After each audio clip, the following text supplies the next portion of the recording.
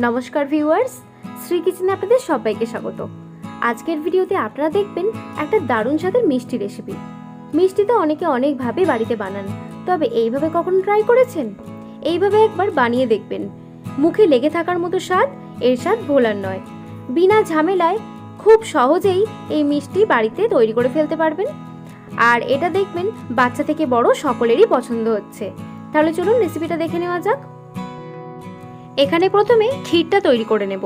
তার জন্য half litre দুধকে গ্যাসের ওভেনে বসিয়ে দিয়েছি। এখন এর মধ্যে একটা ছোট বাটির 1 বাটি আমুল দুধ আর 2 টেবিল স্পুন চিনি এর মধ্যে দিয়ে দিচ্ছি। এভাবে নাড়তে থাকবো যতক্ষণ না পর্যন্ত এটা গাঢ় হয়ে আসছে।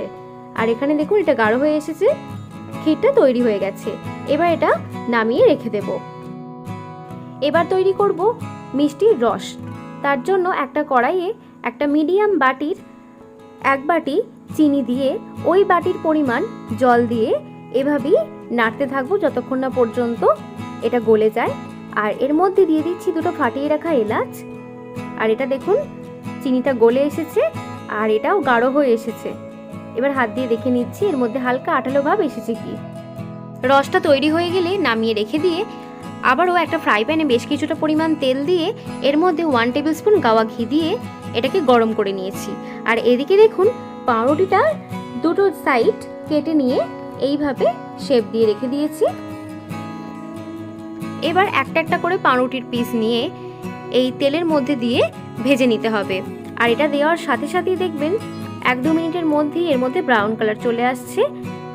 তাই যতক্ষণ না পর্যন্ত ব্রাউন কালার আসছে এটাকে ভেজে নিচ্ছি। ভেজে নেওয়া হয়ে গেছে, এবার এটা তুলে রাখছি। আর এটা তৈরি করতে ওই 1 থেকে 2 মিনিট সময় লাগে।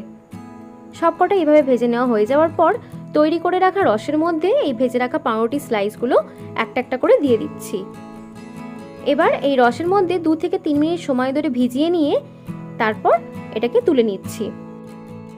এখন ভেজে রাখা পাউরুটির পিসগুলো একটা পাত্রে রেখে এর উপরে ক্ষীরটা এইভাবে লাগিয়ে দিচ্ছি। যে ক্ষীরটা কিছুক্ষণ আগে তৈরি করে রেখেছিলাম সেই ক্ষীরটাই এর উপরে লাগিয়ে নিচ্ছি। আর ভালো করে মিষ্টির গায়ে এই ক্ষীরটাকে লাগিয়ে নিতে হবে। দেখুন একটা পাত্রে নিয়ে নিয়েছি, মিষ্টির গায়ে ক্ষীরটা ভালো করে রয়েছে। আর এর উপরে কিছুটা ড্রাই ফ্রুটস ছড়িয়ে দিচ্ছি। এটা পুরোপুরি অপশনাল, যদি মনে করেন স্কিপ করবেন তাহলে স্কিপ করতে পারেন। আর এখানে ড্রাই ফ্রুটস হিসেবে কাঠবাদাম, চেরি ব্যবহার করেছি।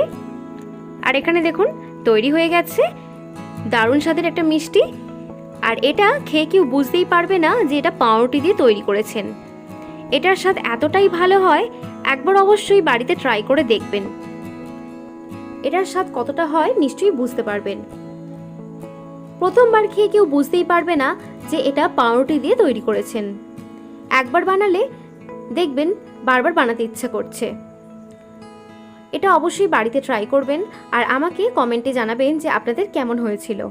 আর এই ভিডিওটা যদি আপনাদের ভালো লেগে থাকে তাহলে অবশ্যই লাইক, কমেন্ট, শেয়ার করবেন। আর আমার চ্যানেলে নতুন বন্ধু হলে চ্যানেলটি সাবস্ক্রাইব করার জন্য অনেক অনেক অনুরোধ রইল। আর হ্যাঁ, আমার চ্যানেলের নোটিফিকেশন বাটনটা অন করে রাখবেন, তাহলে যখনই আমি ভিডিও দেব তখনই আপনাদের কাছে পৌঁছে যাবে।